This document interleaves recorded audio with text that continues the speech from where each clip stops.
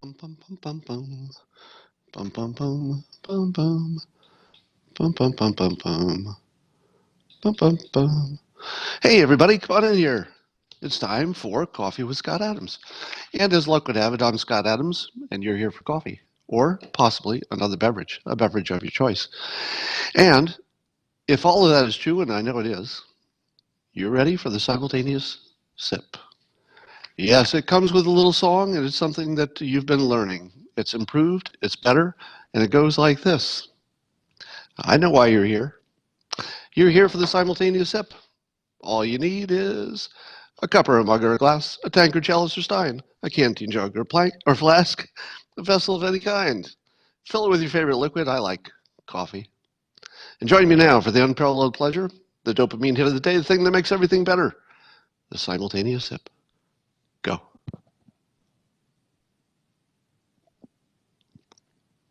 Uh-huh. Yep, that's the good stuff.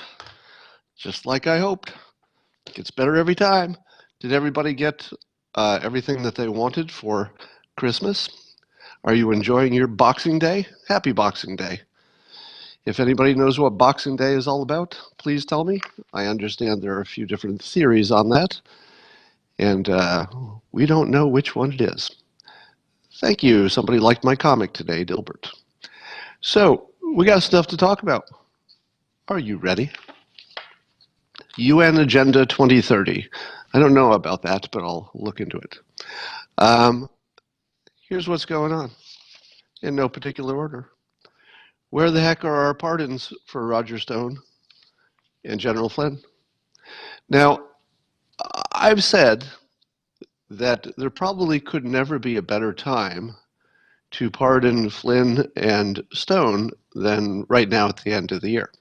But there might be some considerations. Some people have said, let their pleas run out before you pardon them, because if they succeed in their plea deals, then there's nothing to pardon, and that's the best of all cases. Well, maybe. But I see both Flynn and Stone as sort of special cases. And if they were to get pardoned, I don't think that would have any impact on their careers versus, going through the appeals process and being cleared that way if they got lucky that way. But I can't think of a better time to do it. Can you? It seems to me that the president has clearly signaled his interest and willingness to do it. Because when he was asked about it, instead of saying yes or no, which is the correct thing to do, he doesn't want to give a yes or no, but he says immediately they were treated very, very unfairly. That's the cat's on the roof, right? If your president who has the power to pardon only has one comment about the people you're asking about, and the comment is a positive one, he's decided. I mean, it seems to me he's decided that's what he wants to do. Now, that doesn't mean he can do it, meaning that there may be bigger considerations here that we don't quite understand. The legal system can be a little opaque sometimes. But let me say, on behalf of an exhausted public, and see if you back me on this in the comments. I want to see if you agree. Because Stone and Flynn were caught in process crimes for something that was a setup, basically a way to squeeze these guys, and they were essentially entrapped because if you put Roger Stone on if you put Roger Stone uh, on the record, he's gonna say something that isn't exactly true, maybe, possibly.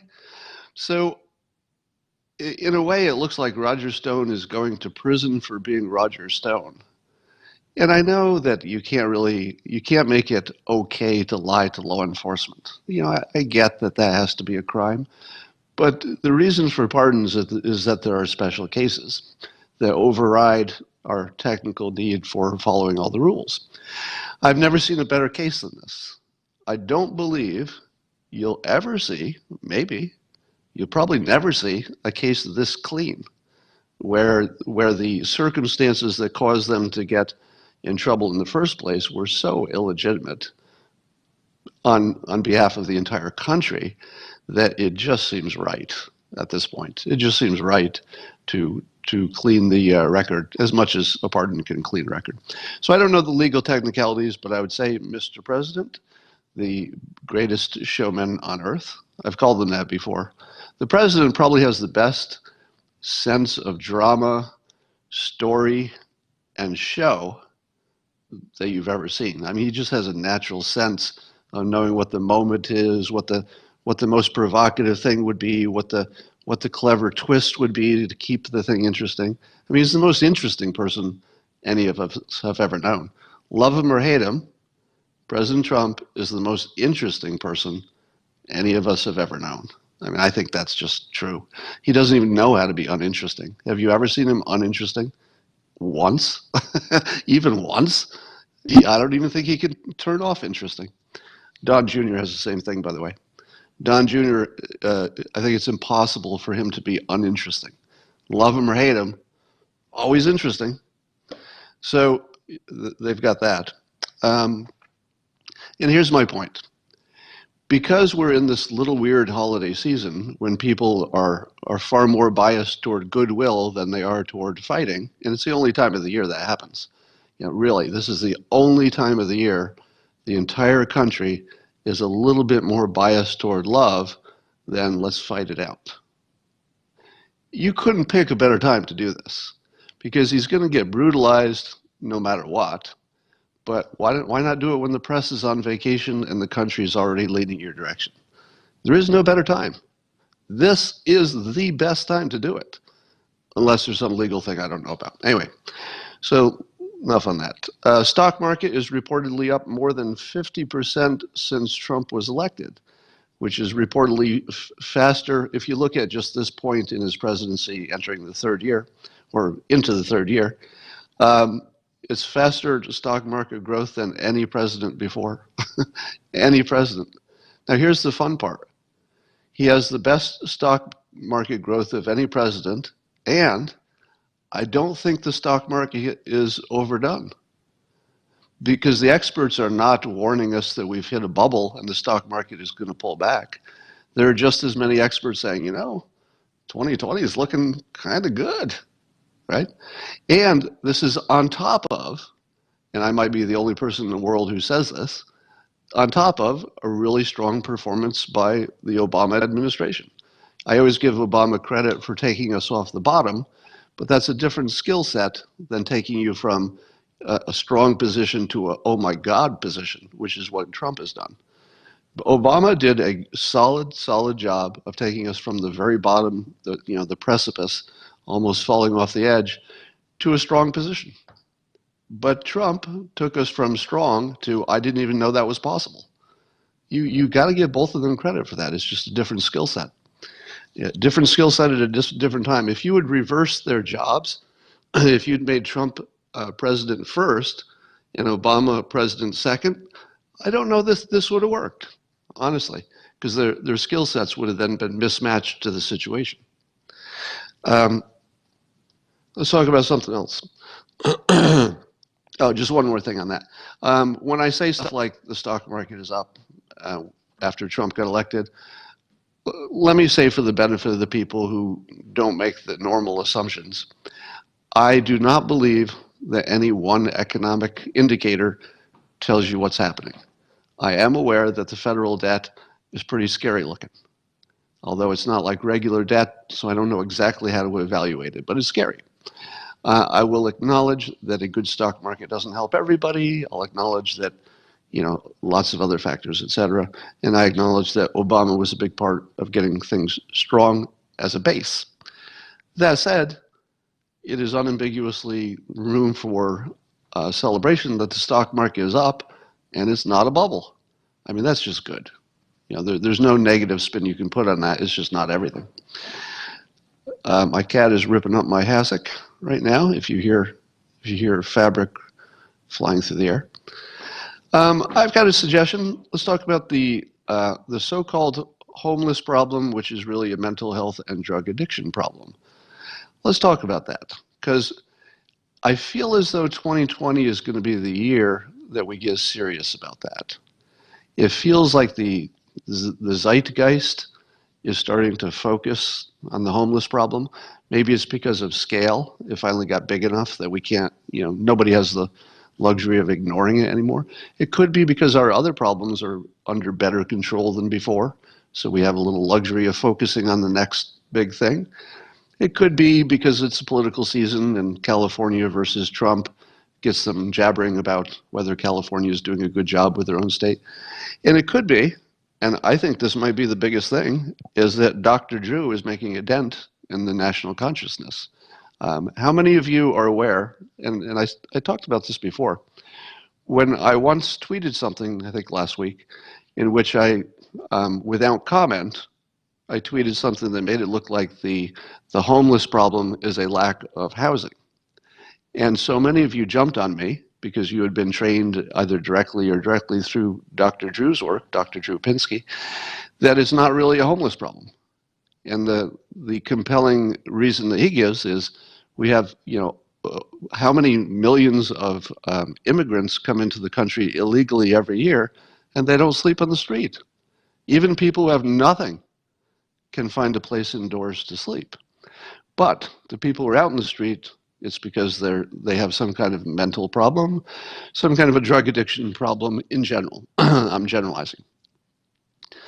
And once you understand that the problem is not a lack of housing, but a lack of people who want to get into that housing because they'd rather stay outside, sleep on the sidewalk, take some drugs, fall asleep in a heroin stupor, maybe it's not a bad day.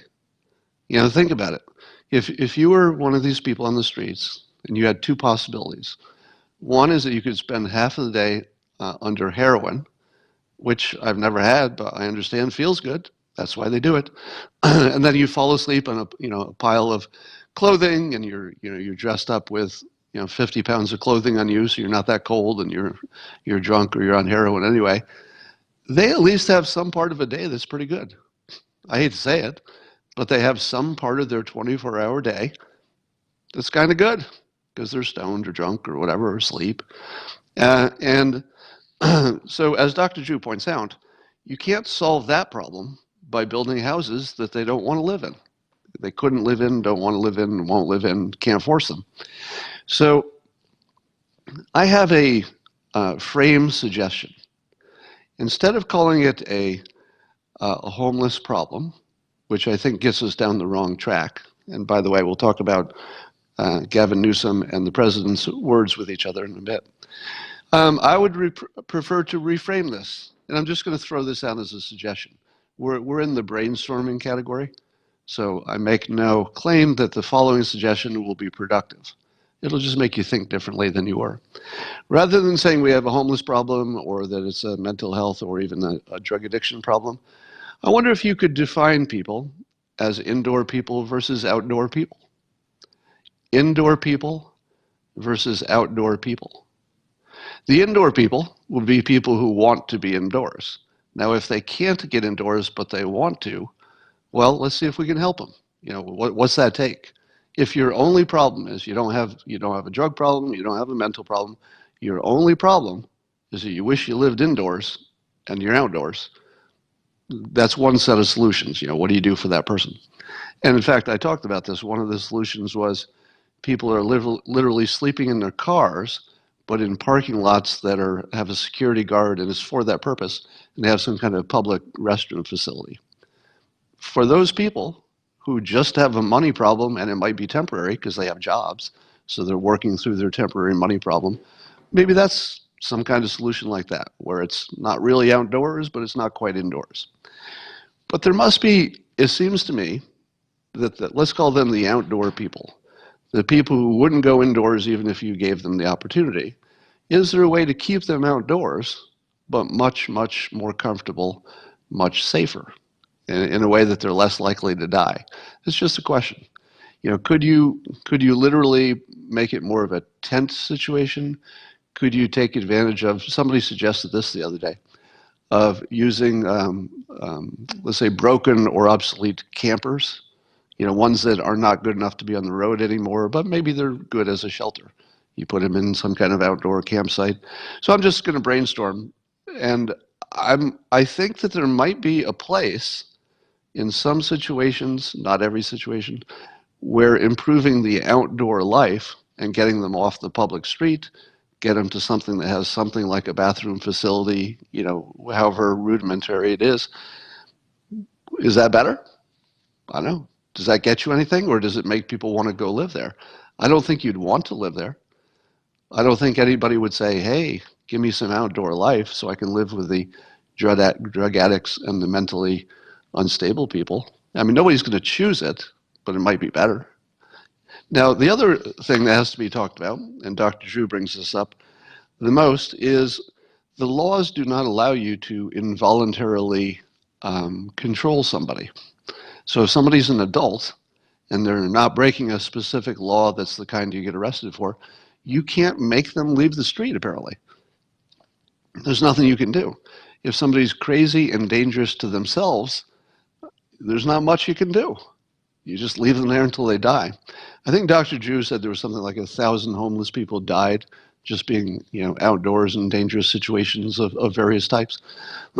So the conversation that has to happen, and you're going to see it in 2020, looks like this. What moral responsibility does the government have regarding the people who are outside and really can't take care of themselves in a safe way? Do we have a moral responsibility to step in, take control of them physically, and say you can't be on the street, you must be in this facility, you must take this treatment, you must take this, maybe in some cases pills, if they have mental health illness that could be helped by medication.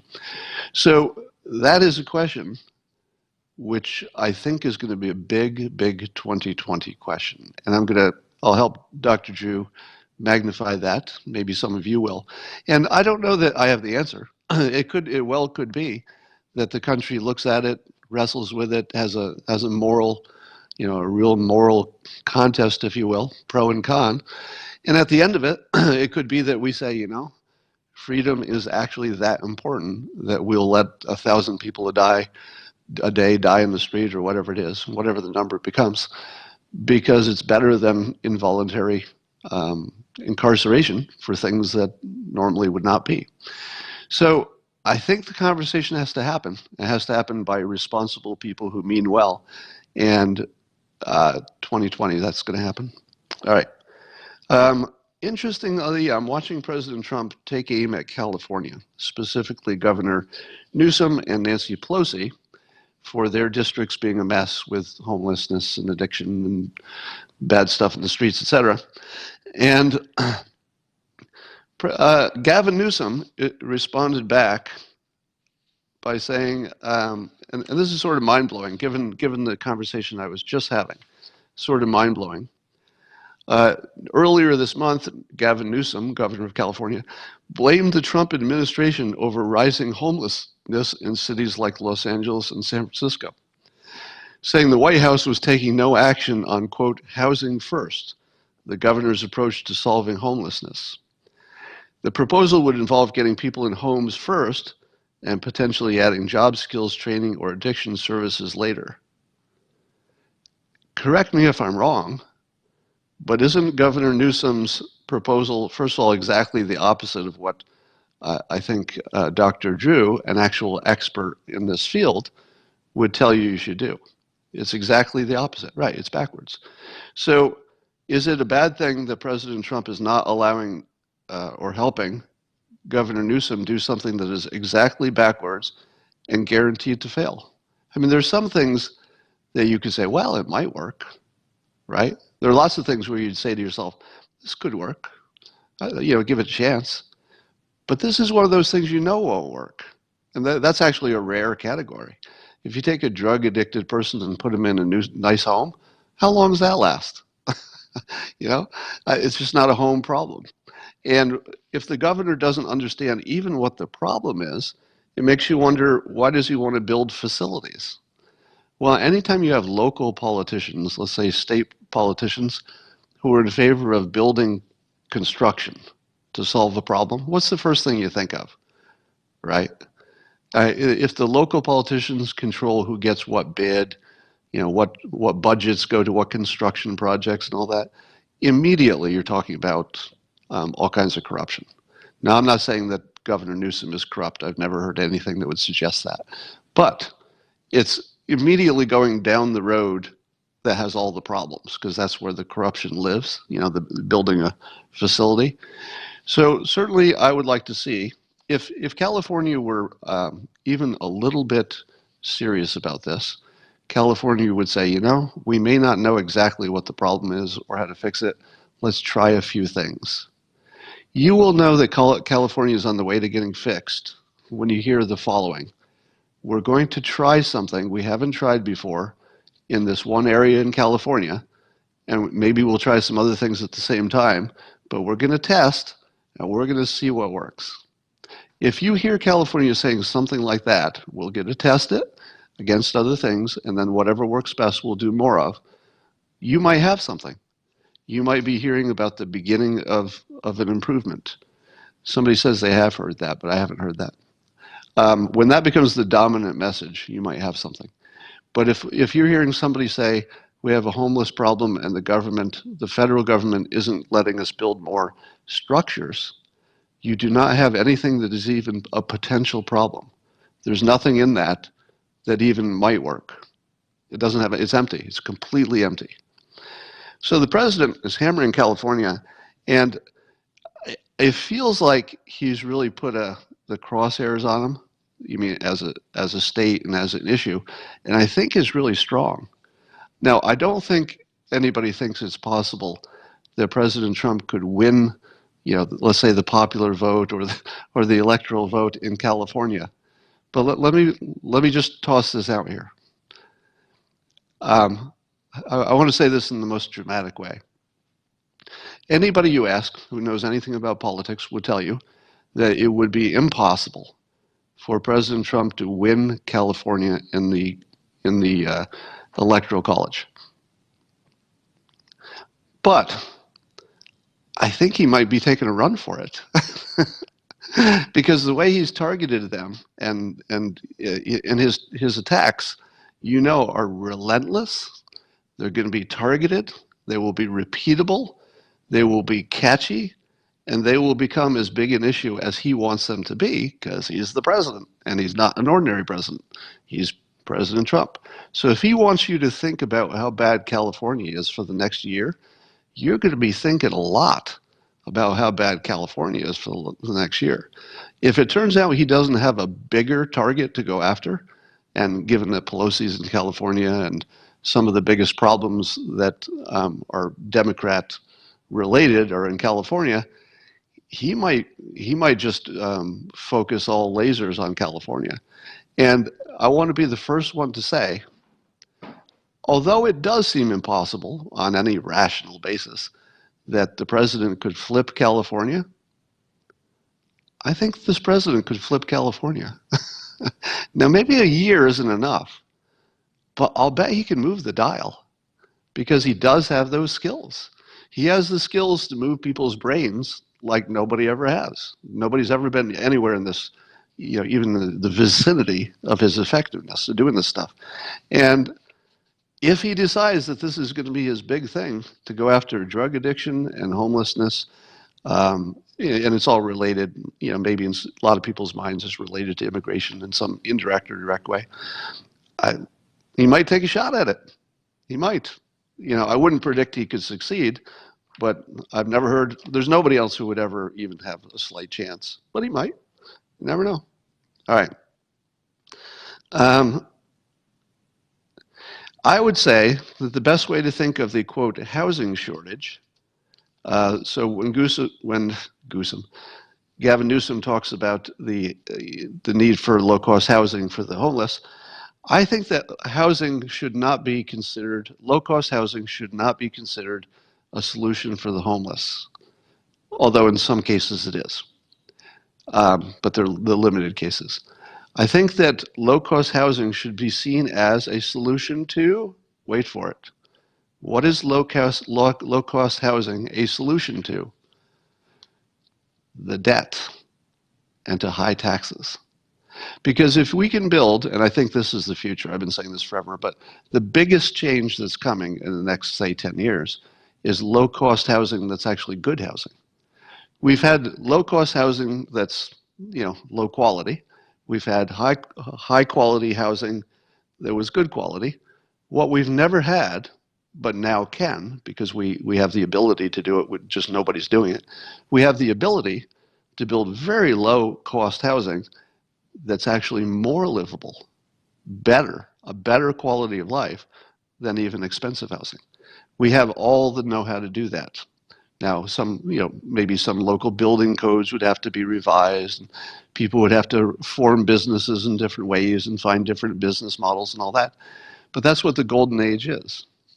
I've defined this as the golden age, meaning that it's a period when there are no real shortages. We don't have a shortage of goods. There's enough stuff. There's enough money. There's enough materials. There's enough metal in the ground, etc. There's enough stuff. What we don't have is systems that are designed correctly to put the right stuff where it needs to be. So we're in a design phase where everything that needs to be fixed is a question of design, not of shortages or not of shortages, basically. So every time we talk about a housing shortage and the need for low-cost housing, think of it in terms of if we could get the cost of living, let's say, a really high-quality retirement life or a millennial young person life, if we could get the cost of living a good life down to, let's say, 20% of what it costs now, what does that do to your ability to buy healthcare insurance? Well, suddenly you've doubled the number of people who are covered. Let's say that in a rational way. You might cut in half the number of people who don't have healthcare if you made their living expense so low that now they can afford it. So thinking about the housing shortage, so to speak, or the need for low-cost housing should really be a question about the national debt, about the social services expenses, and about taxes. And the question about the people who are living outdoors, well, maybe they're just indoor people and outdoor people. First you decide which they are, and then you decide, let's try some stuff. Maybe we leave them outdoors, but give them more services. Maybe there's one county where we involuntarily lock them up, but we just try it for a year because we don't want to necessarily commit to this forever. Just see how it works. All right.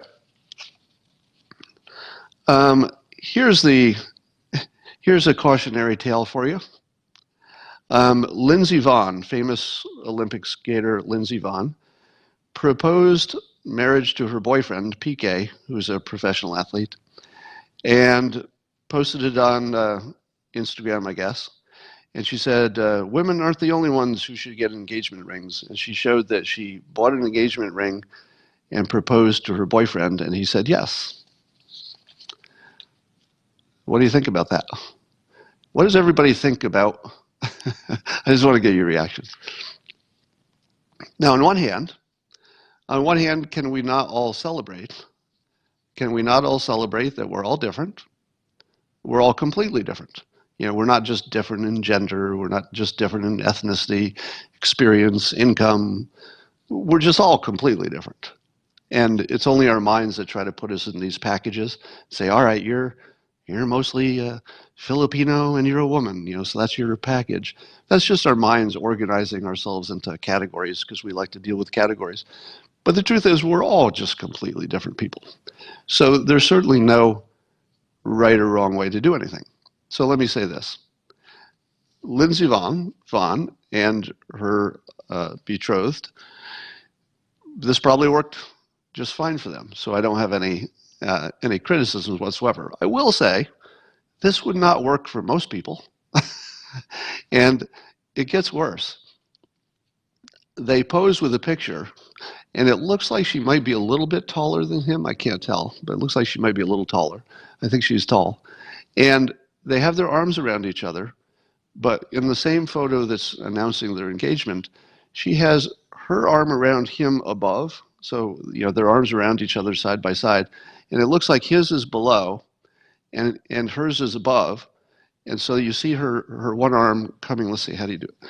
Coming over his shoulder like this in like a dominant position. like she's got the highest arm position. So she's sort of towering over him physically while announcing on Instagram that she proposed to him and he said yes, and she gave him a ring. Now, all I got to say about this is they look really happy. And again, I'm not going to judge what works for those two people, because the most important thing over all of this is that no two people are alike. This could be the greatest thing ever. He might be saying, you know, that's why I want to marry you. I mean, it's perfectly possible that what he says is, this is exactly why I want to marry you. This, you know, you make everything work for us. You know, I wasn't ready, so I'm glad you did it. Could be perfect. But ladies, let me give you this advice. You probably don't want to follow this model. It might work perfectly for them. No criticism intended or accidental. But don't follow this model. That's all I'm saying. Because I would say that 99% of men would not respond positively to this. But I'm glad that they seem to be happy, because they do look pretty happy in their pictures. All right. Kanye West dropped his new album, Jesus is Born, on Christmas. On Christmas. He drops an album on Christmas. Who drops a new album on Christmas the day you get the least publicity? Kanye. Now, this is a follow-up to his Jesus, his other album about Jesus. And I guess most of it is from his Sunday services, the choir that he brings to his Sunday services. And I got to say, every time I hear more about Kanye, I like him better every time I hear a news story about him. Now, for full disclosure, I'm not a fan of that genre of music. So I'm not a believer. I wouldn't be somebody who would, you know, naturally attend a spiritual service, nor would I listen to spiritual music. Doesn't quite connect with me. But nonetheless, it is fair to say it's very popular around the world. And his last album was a giant hit. I think this one will be too. And the reason I talk about Kanye is because I think he's more important than other people think. I think he's more important to the world. He talks about being president, and I've said this before, but I think president would be shooting low in his case. You know, do you think Kanye West's talents would be best used sitting around meetings all day? Like, there's a meeting, and when the meeting's done, you got another meeting, and then you're going to cut a tape and pat somebody in the head, and you're going to meet the ambassador from Luxembourg. Does that feel like the best use for maybe the greatest creative force of our time? Hey, greatest creative force of our time, why don't you go to some meetings? That feels like the worst thing he could possibly do, right? Now, could he become president? I think he could, actually. I think he could run for president if he got as serious as you could possibly get, and he said stuff like, if I become president, I will choose from among this group of people as my advisors. You would say, oh, okay. The same thing Trump did with judicial appointments for the Supreme Court. One of the things that made people comfortable with Trump is he said, this is the list that the Federal Society or somebody made of judges. I will only pick from this list, so you don't even have to worry if I'll make a bad pick. It's already pre-picked. So somebody like Kanye could do something like that and say, look, I'm not an economist, but I'm going to pick an economist from this list. They all won, I don't know, awards or whatever. So yes, Kanye could win the presidency. Maybe not this next one, but at some point, he's a young man. He could win the presidency if that's what he wanted. But I'll say this again. I think it would be a waste of his talent, because he seems to be doing something that's bigger, way bigger. The biggest gap in this country wasn't even government. Our government has lots of flaws, but it runs along. The government, it chugs along. It's not broken per se. But we were kind of broken on the spiritual level, wouldn't you say? We have a fractured country whose maybe our biggest problem is that people are divided and we're fighting about identity politics and stuff that we don't need to be fighting about. I mean, we've solved so many of our big problems and our external threats that we've sort of turned on each other. You know, not too seriously, but it's getting that way. If you can't walk outside with the name of Trump on your hat without getting your ass kicked, we've got some work to do, right? So I think that Kanye is essentially, without saying it, and maybe I don't even know how much intention there is to this, he is emerging, shall we say? So I'll take the intention out of it. I'll just say he's emerging through intentional acts as a spiritual force that is very unique. Think about this. If you said to yourself, any other religious leader, let's say anybody from the religious right, if somebody from the religious right, whether it's, Bill Graham Jr. or whoever, tried to emerge as the spiritual leader for the United States, how would that go over? It wouldn't, right? It wouldn't go over at all. It wouldn't go over because people would say, no, that's a white Republican guy. I don't really want to be in the spiritual path with the white Republican guy. And if it were whoever else, somebody would say, I'm not one of those. Kanye has done something that other people can't do, and he's already done it, which is he's become free from labels. Whoever did that? Who has ever been free from labels? Because you say to yourself, what label do you put on Kanye? Conservative? No. Liberal? No. Name another person that you can't tell me if they're a conservative or a liberal. Name one other person in the whole world that you actually can't answer the question. I don't even know if he's conservative or liberal. Right? And I'll bet for a lot of you that's the first time you thought of it that way. Now, somebody's saying liberal. But when I say conservative, when he talks about freeing yourself from your the mental prisons of the past and just working at, doing the best at what you can do with what you have, that's a very conservative message.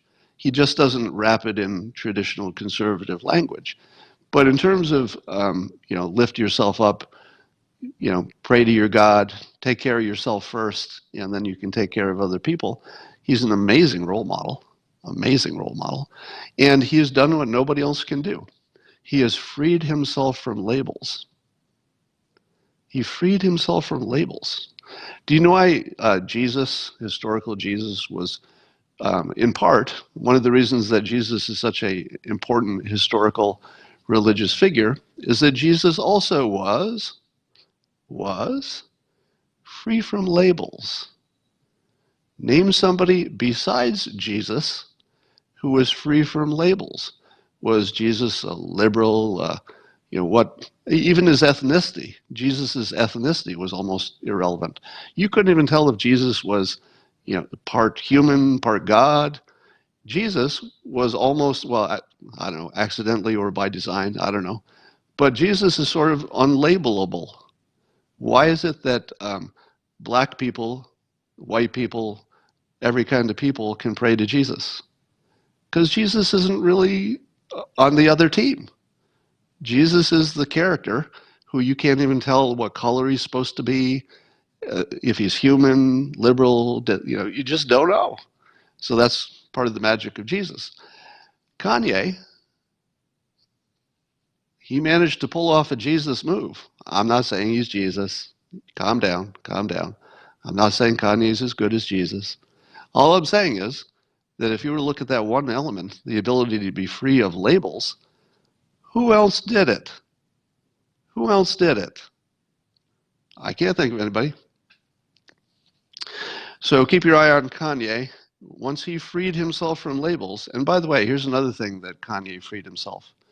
Here's something I talk about all the time. How many times have I talked about using your ego as a tool instead of using your ego as who you are? I've got to protect my ego. I don't want to be embarrassed. I don't want to go out there and have people think badly of me. Watch what Kanye does over the course of his career. How many times has Kanye put his ego completely on the line? Imagine making this, famously when he said the thing about President Trump didn't like black people, famously when he said what he said about Taylor Swift, maybe shouldn't have won that award and it should have gone to somebody else. Um, think about all the things that Kanye's done, and now his support of the president, at least as a person, his movement to this kind of music. I mean, really, almost everything Kanye does is an ongoing public debate with his own ego. And you saw that in the famous video when he was with the TMZ crew, and he got kind of emotional because he was talking about how he had lipo, so that the people he was talking to, the press and the public, would not make fun of him for being fat. And you can see it was a very vulnerable moment. You can see it actually bothered him. But here's what's special about it. He was saying it in public. Kanye was actually putting his, even though he told you his ego was damaged in a sense because he had to get lipo so he didn't get mocked for being fat, but he was sort of confessing that in public. And so he was basically telling you, I had a weight problem. It bothered me. I mean, he was completely putting his ego on the line. So watch for this pattern, because I've said this is a success tell for somebody who's going someplace, somebody who's still on the way. The people who are still on the way somewhere, they're still rising, are the people who can have that honest conversation with their ego. And they can say, I'm just going to put my ego aside. It hurts. I'm going to move it aside. I'm going to talk about it. I'm going to take a chance. I'm going to take a risk. I'm going to put myself out there. He does that every day. Kanye does that every day. I sounded like a Fox News commercial there. All right, they're getting in my head, apparently.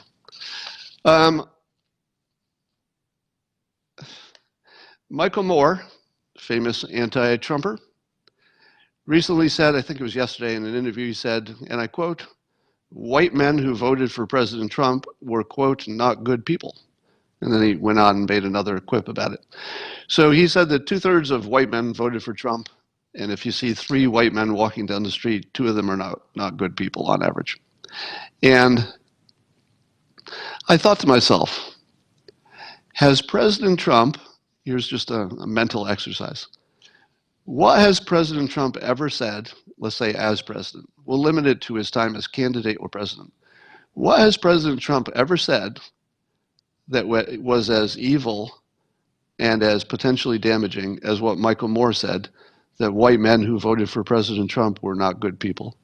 Is there anything that any time President Trump has ever said or done that's actually as bad as this? I'm not talking about policies. I'm talking about statements. This is one of the worst things I've ever seen a person say in public. Now, of course, he can get away with it because, that's the way our press works, and because he is a white man, he can make fun of white men. That's the rule. I get that. But as soon as you go down that road of demonizing a group by some kind of identity, you are, I'm not going to say the H word, but you are in territory that never goes well. Do you know what Kanye West never says? Let me tell you something that Kanye West has never said, and I will predict today never will say. This kind of stuff. Kanye West would never say, it's just my opinion, can never say never, but in my opinion, Kanye is on a whole different level of spiritual awareness. He would never say this, would he? Can you even imagine Kanye West demonizing an entire segment of the American public? I don't think so. Anyway, Pete Buttigieg said in an interview, I guess maybe this week, that all drug possession should not result in jail time. So he would like to see no jail time for any form of drug possession. So I assume that means the drug dealers still have an issue, but in terms of possession, no jail time. And then somebody said, "Are you kidding me? You mean even cocaine and meth, even that, no jail time?" And Buttigieg said, "Correct, no jail time." And in this move, Pete Buttigieg has eclipsed President Trump's position on drugs. So I would say that Buttigieg has the clear advantage on the drug question because of this opinion. And if he ran against President Trump and there were only one topic, I'd vote for him. Of course, there is not one topic. But if the only topic there was, if every other problem in the world were solved, let's say Trump solved every other problem, and the only thing left was drug addiction, and Trump ran against Buttigieg, I'd vote for Buttigieg every time. Because Buttigieg is just way ahead in the thinking about and the taking a chance and being creative and everything. Now, I would, of course, add my usual caveat. Why are we not testing this somewhere? Why are we still having a conversation in the United States about whether drug, it's not legalization, but de-jailitizing? I don't know. What is the term for something still being illegal, but there's no jail time? There's a term for that probably. But if we're not at least testing that in some county and some state, it can't be said that we're trying. All right, let me say that as clearly as possible. The problem with drug addiction, in my opinion, is that we're not trying to solve it. Because trying to solve it would look like this. There's a test going on in this town. There's a different test going on in this town. There's a different test going on in this town. We're watching those 3 tests very closely. We're tracking stuff. And then when we find out which one works, we'll take that one and run it. And if we think of something that might even be better, we'll test that too. If you ever hear something like that going on, that means that you've decided to solve the problem. If you don't, if you don't, people are saying that decriminalization is the word for something that's still illegal, but you don't go to jail. Is that true? It feels like that should not be the right word, because if you get a fine for it, it's still a criminal act, right? Or does criminal have a specific, I don't know. We'll figure that out, but you know what we're talking about anyway. So I would appeal to President Trump and his administration to leapfrog Pete Buttigieg, who is in the lead on this topic. So he's taken a clear, unambiguous high ground, but he could be leapfrogged by saying, not only do we think we should look into that, but we're going to fund a few tests. Let's just see. That would be the higher ground. So Buttigieg has the high ground, but there's a little bit higher ground, which is, we don't know, let's test it. That's the high ground. In a very interesting move, timed with the holidays, maybe coincidentally, Prime Minister Benjamin Netanyahu on Monday repeated his campaign pledge to annex, in other words, make part of Israel proper, all West Bank settlements, as well as the Jordan Valley. Now, I don't know my geography well enough to know if that includes all of the disputed lands or just the important ones or whatever, but it's the same point. That is a really clever idea. Now, I'm going to use the word clever because I'm not going to take sides, right? So at the moment, I'm not going to take sides, Israel versus the Palestinians. I'm just going to talk about the strategy. If you were Netanyahu, this would be exactly the right time to try that, because he's doing it for election purposes. It's an election promise. Because I don't know that there would be ever a better time to do it. And, I always talk about picking up the free money on the table. If you have a situation where the Palestinians and your enemies in the region have said that under any circumstance they want to wipe you off the map, if they leave anything laying around, it's free money. Because there's nothing you can do to make your enemies less want to wipe you off the map. Apparently, there's no path to get them to, hey, let's just live in peace. You can have this land, we'll have that land. It doesn't exist. And because Israel's enemies have made it clear that that doesn't exist and they don't want it ever to exist, Israel would actually be stupid not to take the land they can take. It's free. It's free in the sense that there's no extra charge. Because if your penalty is 100%, we want to wipe you off the map and then nothing will stop us, there's no expense. So Netanyahu is picking up free money here at probably the exact right time to do it. Because remember, we're going to be mad about Iran building their nuclear capabilities, and Syria is trying to sort itself out, and you've just got all kinds of stuff going on over there. And I think Israel might be concerned that if they don't get it now, maybe there'll be some kind of comprehensive peace plan that they'll have to treat seriously, that they maybe don't want to treat seriously. So by grabbing this land, I think Israel would do two things. They'd first of all make it basically impossible to get a peace plan. So whatever Jared was working on, I think that would become impossible, right? Because of this. But I suppose it could be some kind of a negotiating trick where Netanyahu is going to take the extreme position of annexing all this land, and then in a grand gesture, for a major peace deal, he could give up the thing which nobody thought he would give up, and then it looks like a concession. So it could be that Netanyahu is just going to consolidate land so he has something to give back. I mean, it could be nothing but one of the best negotiating moves in the world planned 10 years in advance. It could be that. So let me say again, I will not get into the moral, historical argument of who owns the land and who should own the land and who's being mean to who and who's occupying who. You can keep all those arguments, and I'm not going to debate them. But as just a strategy thing, this is kind of brilliant. It's exactly the right time to do it. It's free money. It's going to be expensive because it'll cause problems. Probably be an uptick in deaths, etc. But I think any country that had this opportunity to acquire land that has a security and financial benefit for ages, if they didn't do it, I don't know. Somebody says Scott wants World War III.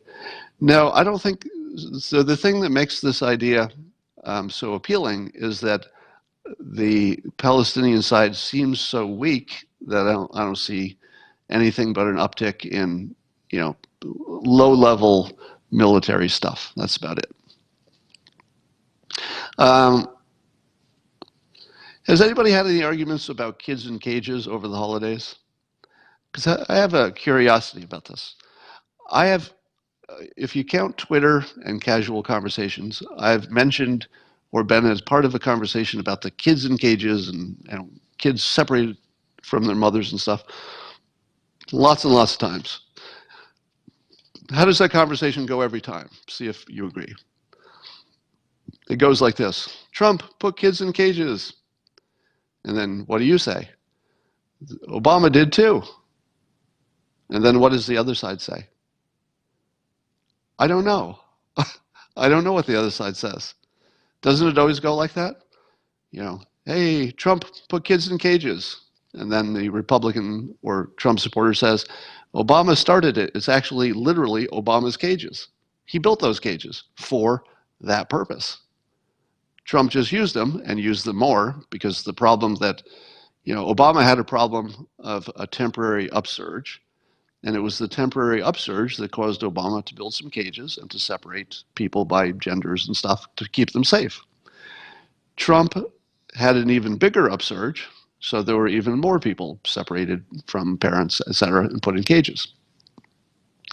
As far as I know, they were similar situations, except one was a smaller case and one was a bigger case.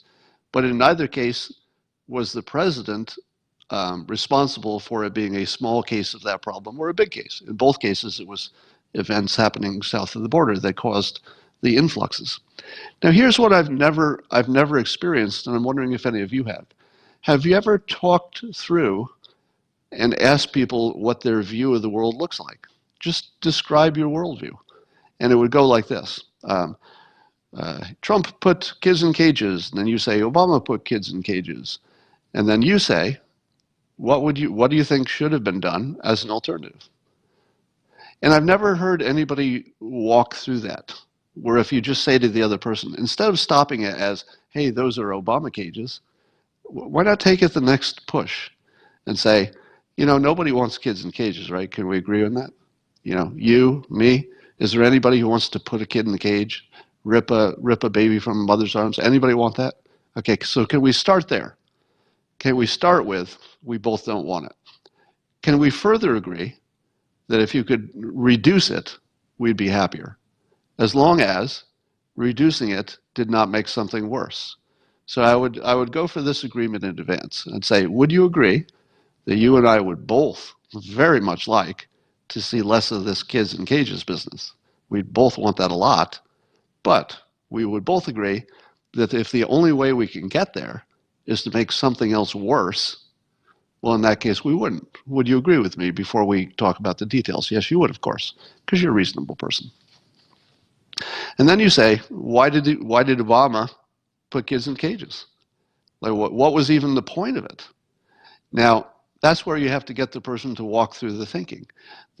My understanding, and maybe I'm wrong, but my understanding is that the reason that anybody was separated is that you couldn't tell who were real parents from not real parents. And furthermore, because of the risk of sexual bad behavior, which is rampant in the immigration population, not rampant in the Mexican population, let me be very clear, not rampant in immigrants in general. I want to be very clear. I'm talking about people who are literally in the act of crossing the border. There's a little more crime there. It's more of a lawless situation by its nature. And so the cages, my understanding, was for the temporary purpose of keeping them safer than under any other scenario which we could reasonably come up with on short term. Is that right? Somebody says your level of nuanced understanding is purposely manipulative. I'm not going to block you for that. I normally do. But because you used big words, it makes me think that you have an actual point that you haven't said. So I'd like to hear whoever said that I'm being purposely manipulative with my nuance. I might be, but I'm not aware of it. Meaning that I'm not, no, if it was purposeful, I would be aware of it. So I'm not aware of it. But if there's something I've said that would suggest that, I'd actually like to hear that, because that could be interesting.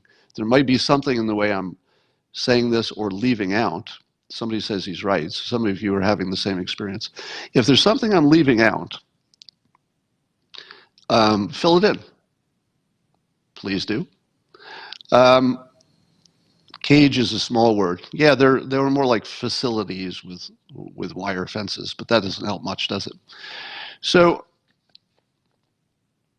others are agreeing that I'm saying it in a way that's unfair. You know what? If there's anybody here who wants to come on as a guest, let me take a guest.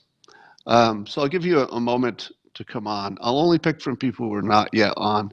So right now there's one person who's volunteering as a guest, but I'll wait for some others. So I'm looking for somebody only who wants to debate the question that there was some fundamental difference between the way Obama did it and the way Trump did it, or to fill in the blanks about why Obama did it in the first place. So only looking for something that fills in the blanks there.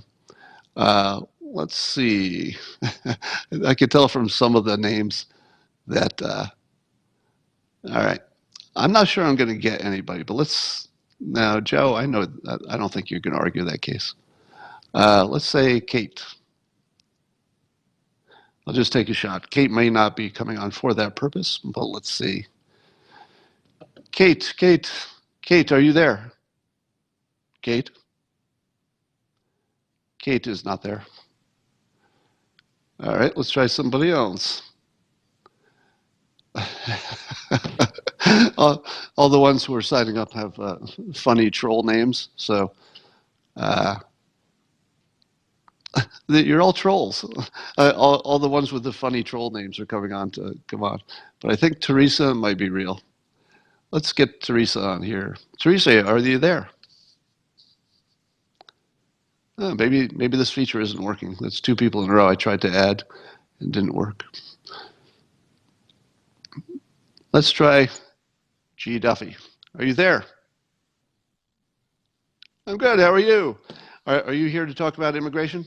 Yes, I am, but actually a slightly different take on the whole thing. So long-time listener, first-time caller, I've read your comics since I was 13 years old. Thank you. So make it quick, because I want to talk about this idea of the cages. Are you on that topic? Did I lose you? Oh, it looks like we have some kind of a technical difficulty, so we lost the caller. All right, so I won't try that again. There seems to be some kind of technical difficulty here. Sorry about that. But anyway, I'd love to hear the argument about what they should have done instead of the cages in the case of Obama, which would have been the same solution they should have done in the Trump administration, but at a higher scale, I would think. All right.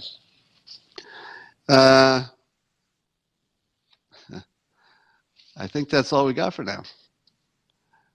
And there was the DNA test. Yeah, so I think there's some issue about DNA testing the kids to make sure they're really they're related to the adults. Now, I think the people who think kids should not be in cages do not think in terms of incentives. This is a typical Republican versus liberal, not Republican versus liberal, but left versus right thing. People on the right tend to think in terms of what kind of incentive will that create. And if you made it easy to come across the border with a kid, then the cartels are going to start kidnapping children and putting them with people and selling them as a package to get across the border easily because there's a kid with them. So that's the incentive. Somebody says, take down Kate, then try again. I took down all of the callers on my end. There's nobody here. Will I do a 2020 New Year's prediction show? I hadn't thought about that, but maybe. Oh, you can still see Kate on the screen. Interesting. Let's see if I can. Yeah, she's not on my screen. So I can see all the names of people, and none of them are Kate. All right, so it's just technical difficulty. We'll try. We'll do better next time. Somebody says go on now. Let's try again. All right, let's see if I can bring on LA Child. LA Child, can you hear me? Good morning. Hey. Did you have a comment on immigration and kids in cages? Yes, I do.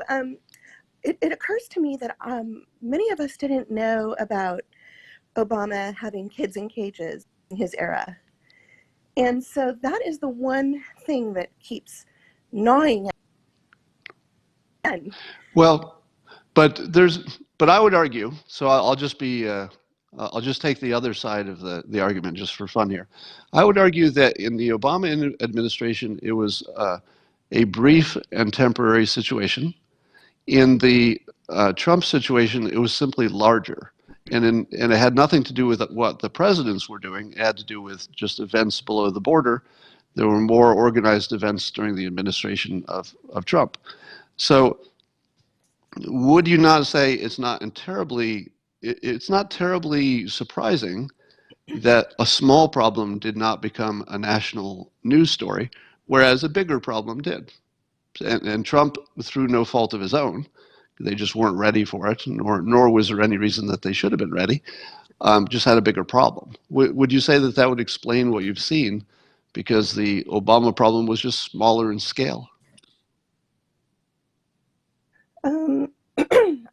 I really don't, I'm sorry, my voice. I really don't know if I've gotten that far. And what I seem to, what I think is incongruent with all of this is that we didn't really have the information before. So it's new to all of us. And yeah, were you a Obama supporter or a Trump supporter? I was not an Obama supporter during Obama's time, but I never heard of it. Yeah, I never heard of it either. But I think that can be explained by the fact it was small. There are thousands and thousands of small tragedies happening all over the country. If somebody takes a gun and kills one person, we don't hear about it nationally. If they kill two, we might, but you probably hear it at a state or local level. If they kill 10, it's a national story. Yeah. So it shouldn't be too surprising that a small Obama cages problem wouldn't be reported, but a somewhat larger one later would be reported. So, but your question is completely fair. I'm wondering, did Obama have caravans? Were there also caravans that we were unaware of? I don't remember caravans per se, but there was an uptick in volume. So in Okay. other words, there was some kind of a change or something happened in which the number of people coming over with kids suddenly increased, but I don't remember the details. Yeah. All right, thanks Can I? for calling, Okay. and I appreciate it. All right, so more to find out about that. I have a feeling it's shaping up that the anti-Trumpers are going to use the kids in cages because they're going to go back to stuff that seemed to be working before. And because the Russia collusion didn't work, Ukraine isn't working, impeachment isn't working, the economy is doing well, because everything else is doing well, they're going to be searching for crumbs. And it looks like the crumbs that they're going to pick up are going to be related to racism, and they need specific situations, and the kids in cages work. So here's what I would ask. Can we somehow figure out how to get past the conversation that ends after somebody says Trump put kids in cages, and then you say so did Obama, and then you change the subject? Can we push it to the next level? Is there a way to force that conversation into the third thing, which is one of them had a big problem, one of them had a small problem, they both handled it the same way? All right, that's all for now. I will talk to you all tomorrow.